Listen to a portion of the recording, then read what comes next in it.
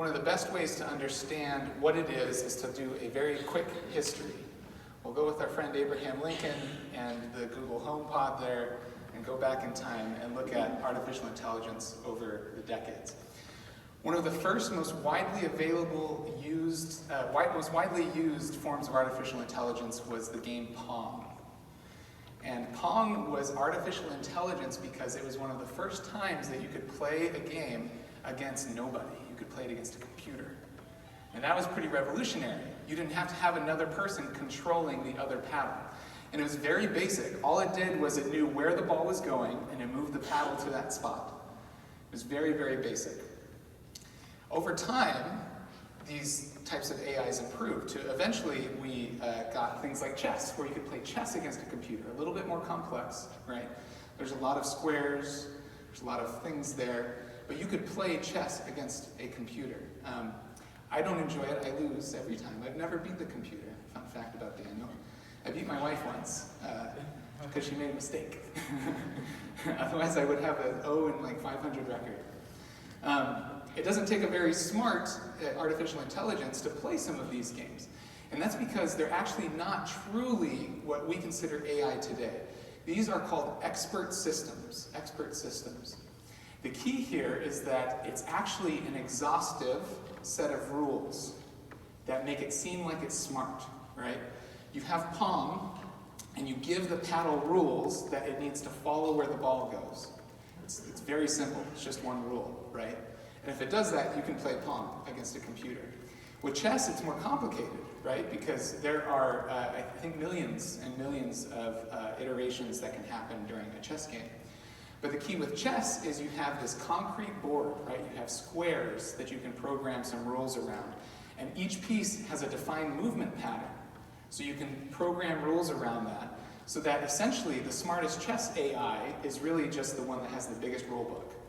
As soon as you start to go out of those rules, you break the expert system. As time went on, things started to change. Another widely used AI was a video game called Halo.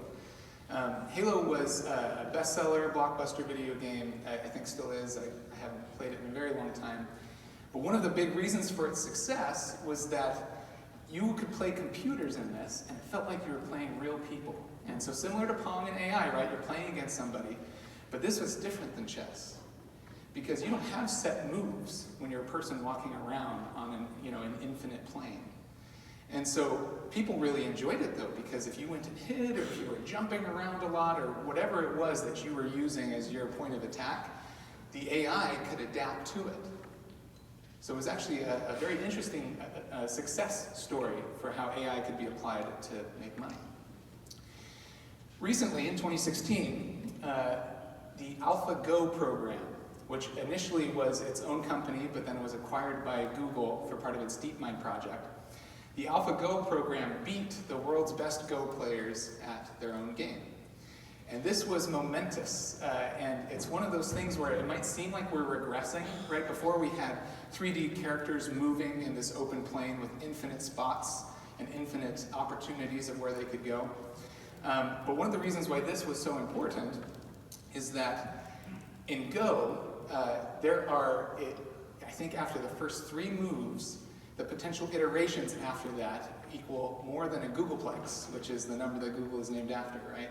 And then after 4 moves, it keeps going up like a calculus function and approaches infinity. It's pretty wild. It's pretty wild how many different options there are in Go. And because there are so many options, people say that it is the board game with the most personality. The different top players in the world have very distinct personalities that they use to kind of push forward in the game and win. So Google succeeded in creating an AI that could develop its own personality in-game and react to the personalities that it was playing. It's impossible to create an exhaustive rule book for a game this large, which is why it's called an artificial intelligence. The key differential here is it's dealing with ambiguity, right?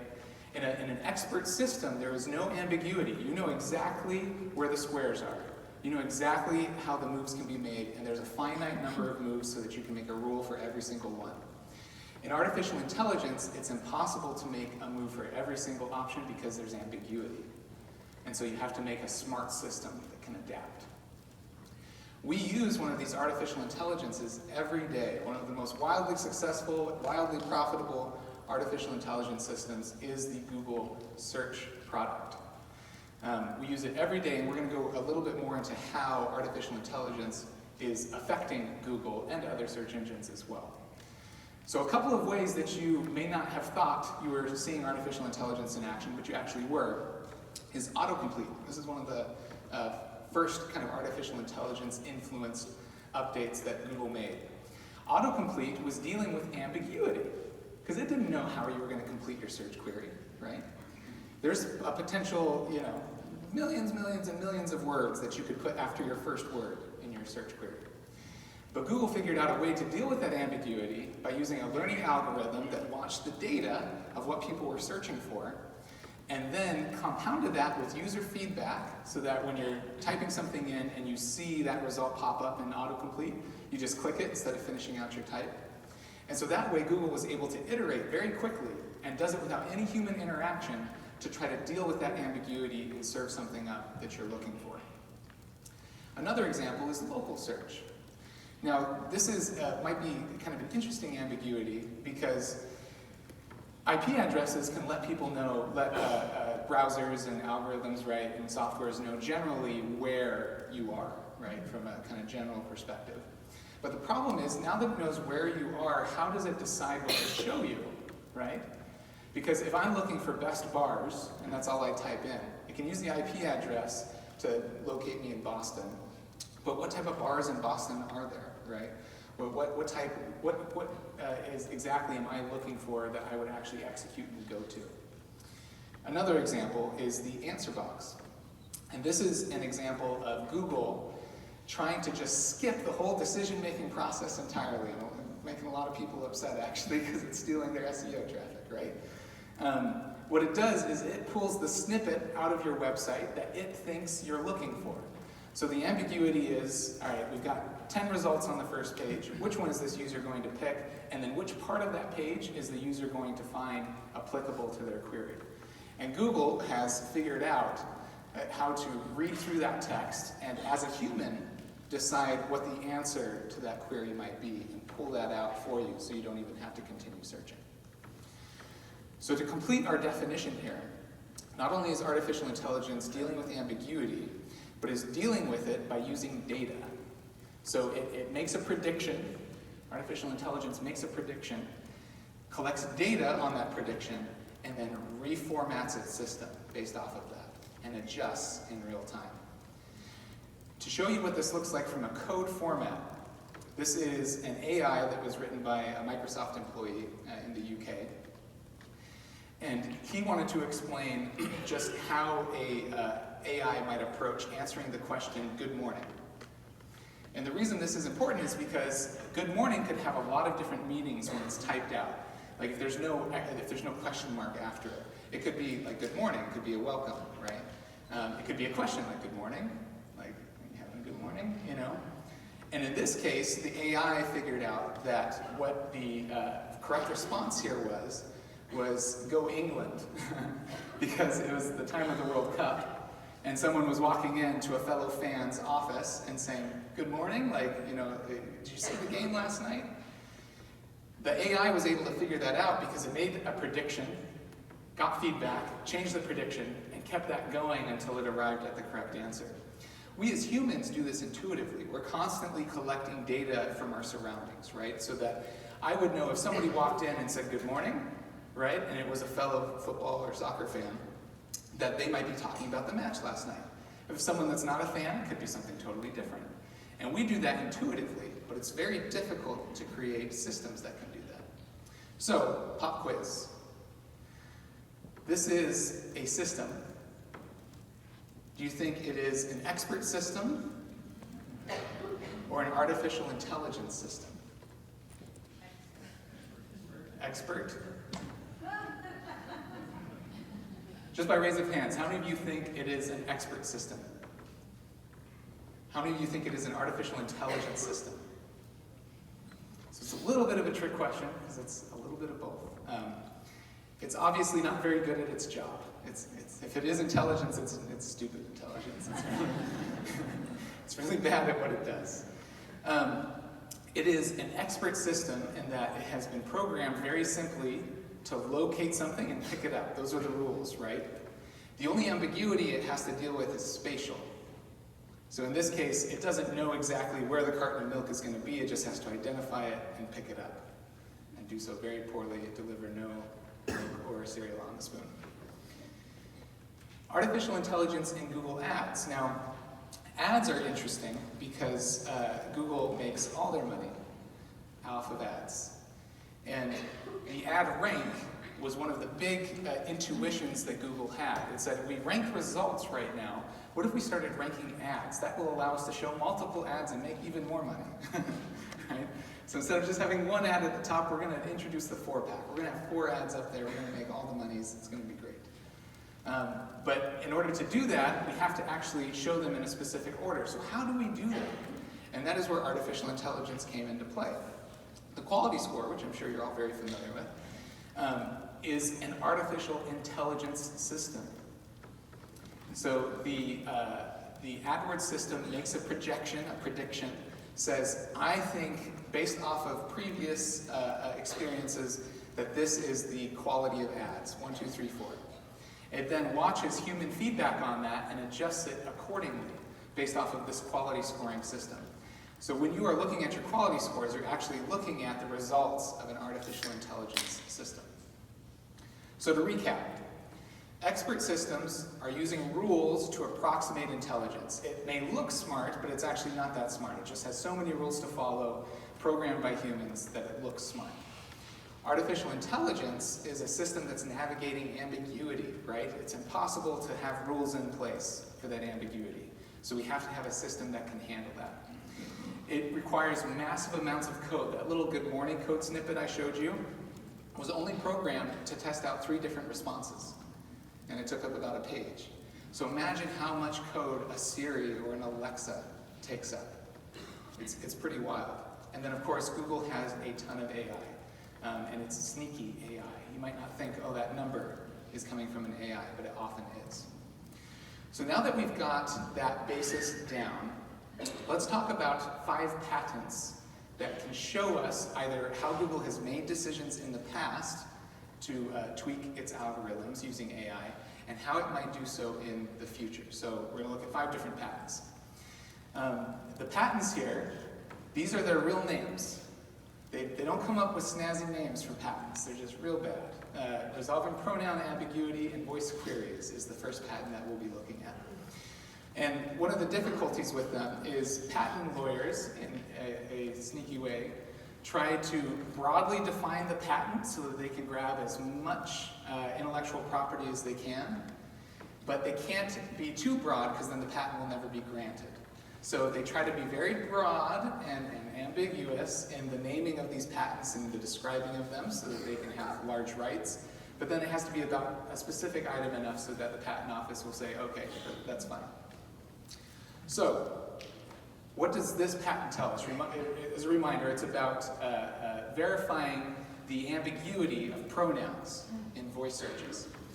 So to illustrate this, imagine you're talking to Alexa and you say, who is the star of Jurassic World? And it comes back and it says Chris Pratt, right? So first there was some ambiguity there because it could have been a lot of people, right? It could have been Bryce Dallas Howard, it could have been a lot of people in that movie. But it decided to come back with Chris Pratt, probably based off of some testing that it had done previously, right? And then if you followed up on that and said, how tall is he? How tall is he? It might seem very simple to us to be like, well, of course that's talking about Chris Pratt. But to a computer, it's not. It breaks the expert system. It's like, wait a minute, there's no person reference. It just says he. Who is that? So what Google wanted to do with this patent was introduce something that could resolve that ambiguity. And that's because it knew that voice search was going to be big, eventually. Voice search was going to be big, and in order for it to be big, it had to be able to have conversations like that, like you might with a normal human. And the key part of this patent, and there's good reason why I haven't given you like the full patent outline. It's just really difficult to get through. There's a reason I'm not an attorney every day anymore. The key part here is the stressed queries and stressed cores.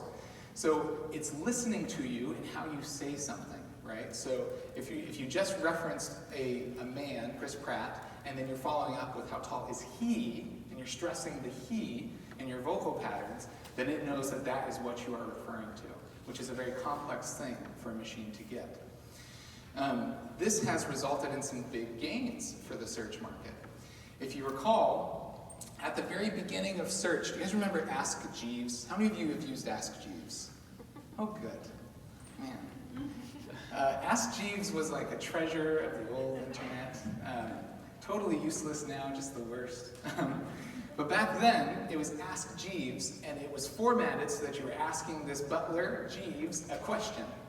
So all of your queries were full, complete sentences, right? You were asking him very detailed, long questions. That was back in the early days. Eventually, Google and other search engines started training us to focus on keywords instead of full phrases, right? So no longer do I have to say, what time does the store close? I can just type in Safeway close, and it will pull up what I'm looking for. So if we're looking over time at the percent of queries that are phrase-based or formatted in a full phrase, it started really high because we thought we had to talk to it like you might like a human. We were trained to talk less to it, but then through AI, they've been improving the ability to use search through voice, and so now those phrase-based queries are starting to go back up again. The second patent has a very similar result to it, right? So both this first patent and the second patent are examples of patents that have already been implemented by Google, and we're seeing the results now. This is natural language search results for intent queries. Again, very broad, very broad. The key points here are natural language, right? So more of that phrase-based asking, and then intent. So how do we take these longer phrases and then match them up with intent, what people are actually searching for? So of course, like we talked about, you're speaking different than you type. Natural queries started very high, then went down because it actually didn't work as well to put in your full query sometimes. You just needed to put in the keywords you were looking for, and then went back up. The key here is that it's trying to get to the searcher intent with what you're saying vocally. And it can be hard for an assistant, like an Alexa, to get through all the different words you say. There might be some ums in there, right? That you might start saying like, hey, what's the name of that store? What time does Wegmans close, right? Like you kind of go around in a circle.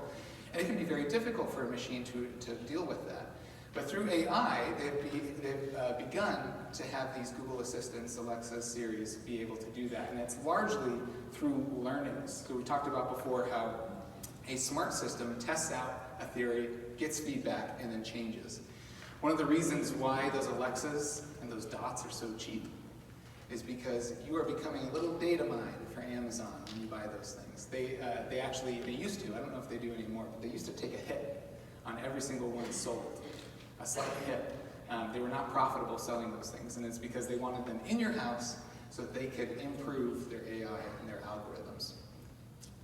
The third patent, another patent that has already been implemented but will continue to see some implementation in the future, is semantic geotokens. So earlier we were talking about local search, right? We were talking about how Google wanted to be able to serve up results relative to your location, starting with IP address, but then really get at the intent of what you're looking for that search query and the location there. So semantic geotokens, you guys know what geocaching is? Yeah. The concept here is that there are hints around on your website that will indicate what location you're talking about for your particular content, for your pages.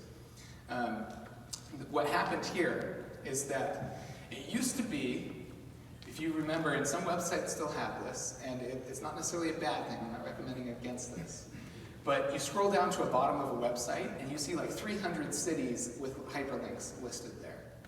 And that is a monument, if you want to call it that, to the old way of doing things with Google before we started having these semantic geotokens. It's because anchor text, right, really mattered. Having an anchor text, your anchor text for your hyperlink and having that point to a particular city so that Google knew your content on that page was talking about that city, so when someone with that IP address looks up that city, we can serve them that content.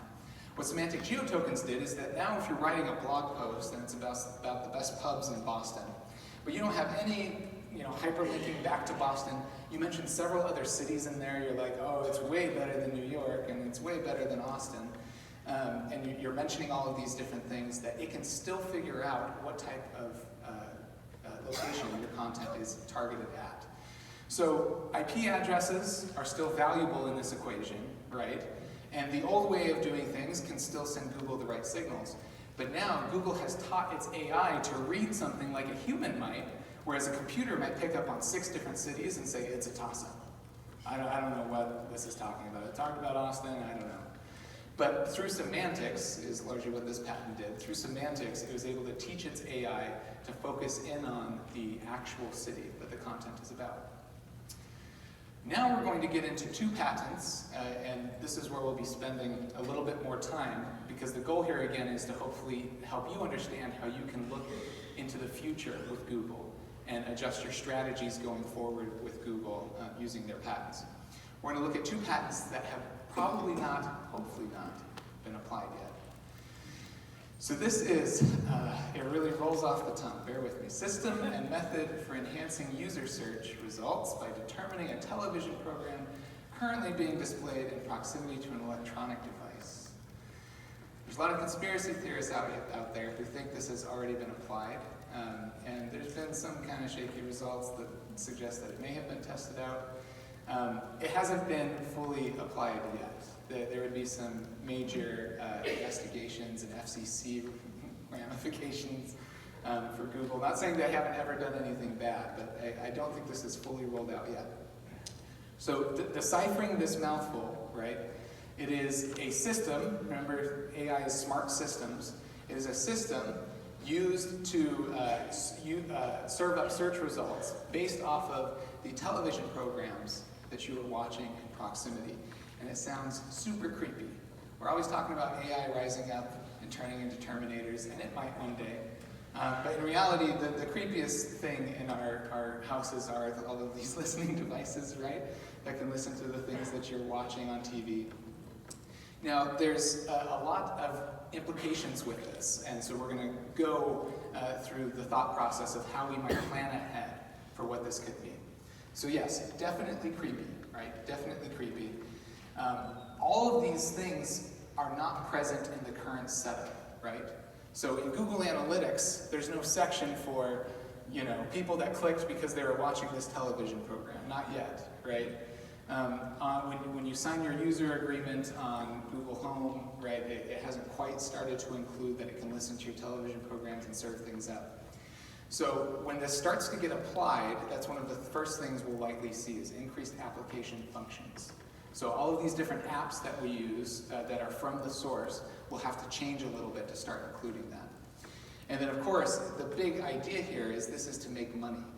Not only is Google definitely wants to serve you up good search results, but it's really, really interested in capturing some of that television ad market, right? Because Google has all the ad space, all the ad revenue when you're online.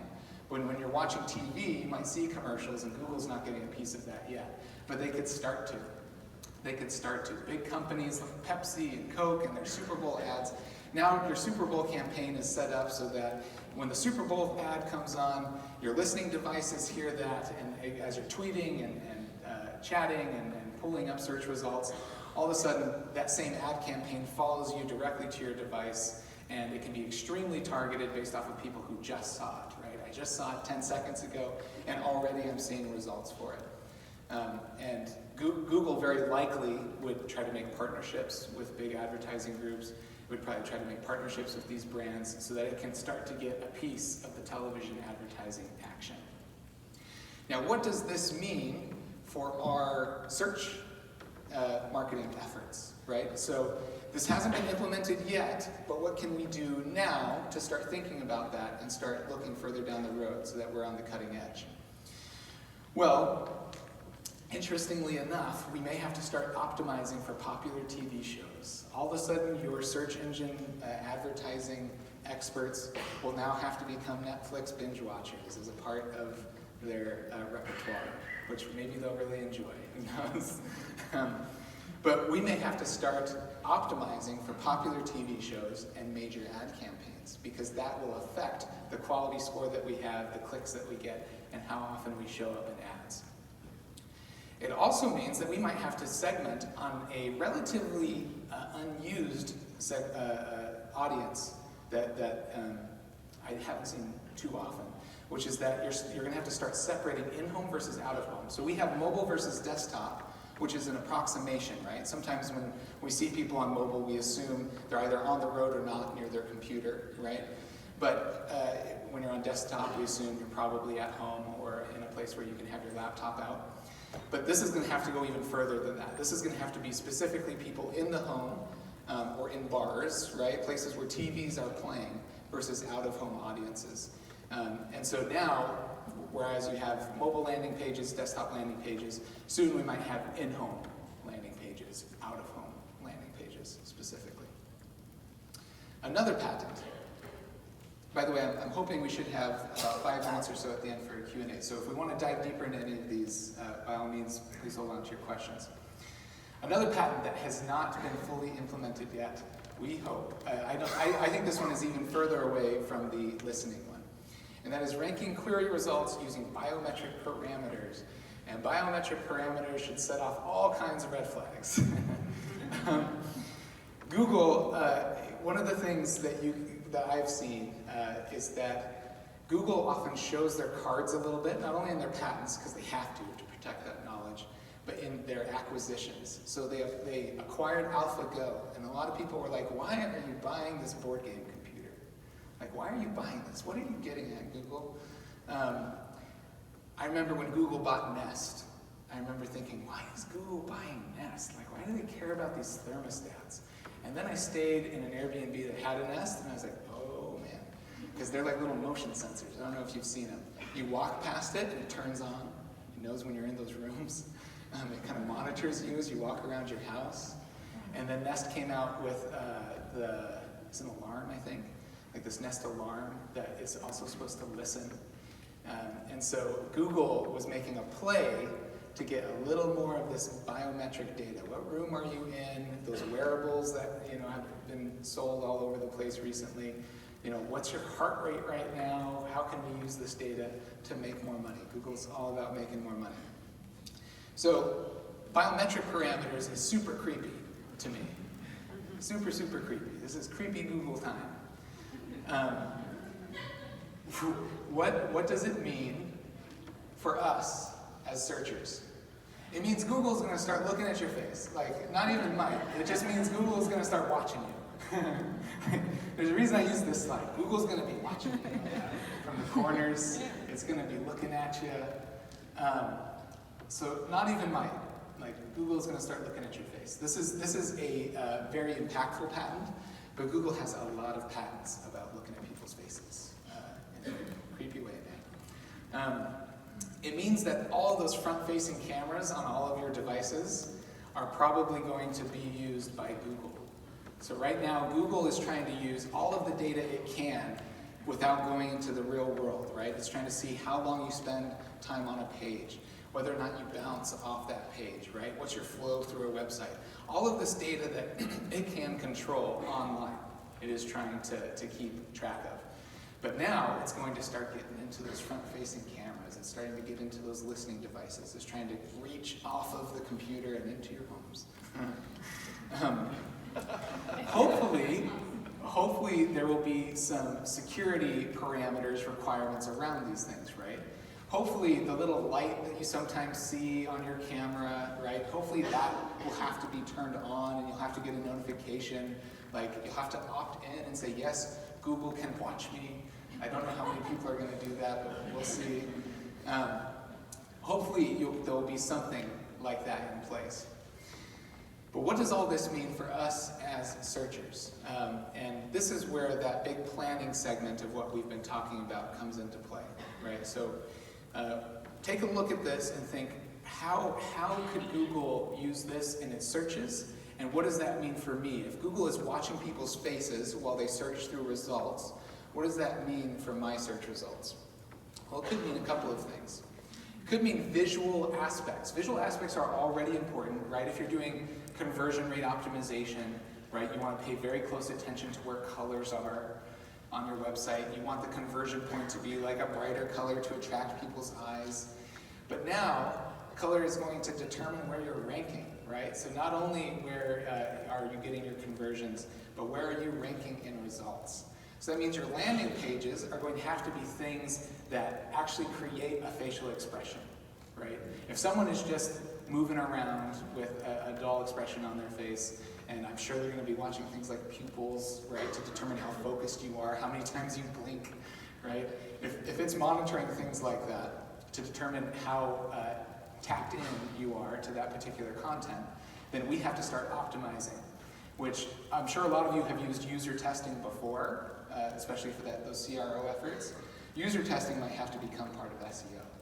So we talked about people at your SEM teams becoming binge watchers of television, right? Here, our teams might have to become user testers and demoers.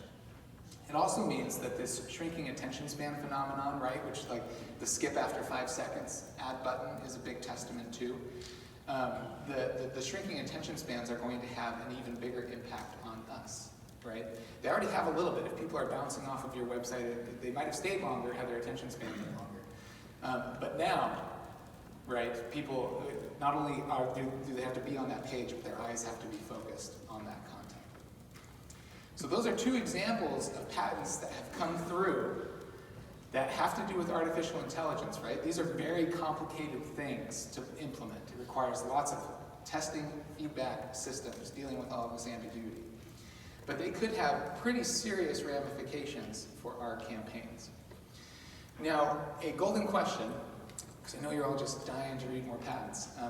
Golden question is where to find new patents, all right? So we know that Google has to reveal some of their secrets in their patents, otherwise they can't protect that intellectual property. But where can you, in the future, find new patents? It is this beauty of the URL right here. This is the official government patent office. All patents have to go through it. All patents get posted on it, and it is publicly accessible information. You don't have to pay anything for it. You don't have to create a user account. It's purely just this library of patents. This is what it looks like. It's just a real beauty of a government website. It's like real Web 1.0, Web 0.5 kind of look. This GIF will play a few times. Basically, you want to use it like you would going to your really old school library, and starting to search through and look for books. You want to use the advanced search functions that it has, and it'll pop back up here again in a second. The search parameters you typically want to put in is AN. We'll see it typed in here in a second. So advanced search, into the query box, type in AN/Google. That will get you to patents that have been published by Google. Then when you click search, all of those patents will come up. You can see examples of those there. Just some more killers of names, just great names in those patents. Sifting through all of these can be a real chore. I'm not recommending that you do that. Luckily, other people have. I have, as you know. And then our director of search, Bill Slosky, who some of you may have heard of before, this is kind of his shtick. He literally reads every single Google patent and kind of dissects it and writes about it. So other people have written about these patents in the past. But if you're looking to stay up on the edge of things, I highly recommend taking a quick look at this website in all of its glory. Let's go back one more. Again, there's a lot of advanced search parameters. If you want to take this method and apply it to others, if you want to go down the Bing road, I don't highly recommend it. Bing is always just trying to catch up to Google. If you're trying to optimize for Google, you're probably at the cutting edge. You're probably even more advanced than Bing can handle. But there's a lot of different search parameters that you can use here that you can play around with to find those different patents. New patents are filed every Monday evening and Tuesday morning. So if you don't want to go back through that back slog of all of those patents. You just want to see what's new, right? Every occasional, every 2 weeks, check in, see what's new. Those new ones come in on Monday evening and Tuesday morning. And you can jump in there and look at the newest patents that Google has filed. How do you know when a patent has been applied? So this is kind of the final step in our process, right? So we've been able to find the patent, been able to kind of dissect it, fill out what that might imply for our search campaigns. How do I know a patent has been applied? Well, it honestly just comes down to the data. It comes down to the data. You'll start seeing data change because of that. If you recall an earlier graph that we had, it was the phrase-based queries, right? Back in the Ask Jeeves days, almost all the searches were full phrases. Then they dipped as we got used to keywords, but then they started to boost back up, right? Because these algorithms were improving voice search. That was a big data point. Some other data points that can show you when a patent application has been verified and is actually in action. An example would be answer boxes begin rolling out. At first, right, it's an algorithm, it's testing things out. So you may not have even seen an answer box until they had been live for several months because it was testing things out. But your website would probably have seen those effects, right? If you have, even moderate amounts of traffic, you'll have seen those effects. And so the typical effect that people saw once that patent application was applied was the first position sees an average drop of about 15% in click-throughs. So we would get calls and say, hey, we're still ranking number 1. Why did it drop 15%? And the answer was, well, that answer box was now stealing some of those clicks. And the number 1 position was now more or less the equivalent to the number 2 position in terms of total clicks. So that was one example where we're like, all right, it's official. Answer boxes are fairly widespread. They are making an impact on search results, and we have to adapt our strategy to it. Which I highly recommend if you haven't done yet. Adapting your SEO strategy to try to get answer boxes can really bring a lot of traffic. Natural language improvements, some of those earlier patents that we were talking about, the data from voice search ultimately revealed that those had been applied. Voice search users now perform 43% of searches at home. So it used to be a very niche application because it wasn't very good. It was when you were driving and you weren't supposed to be typing, right, that you would say, like, hey Siri, where's a Taco Bell? That's what I always search. But now people are starting to use it in their house when they have a desktop nearby, right? It doesn't just have to be in an extraordinary circumstance. So to recap, ambiguity. That is what artificial intelligence is all about, resolving that ambiguity, getting to more specificity from ambiguity. The second is patents equal preparedness. That's ultimately what it comes down to.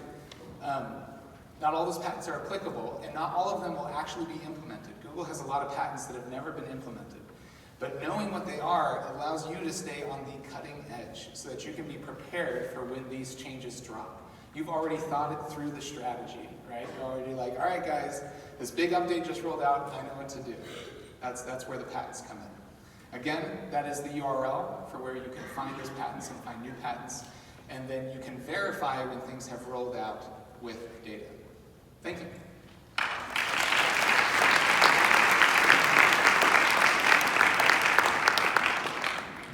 I think we have 60 seconds.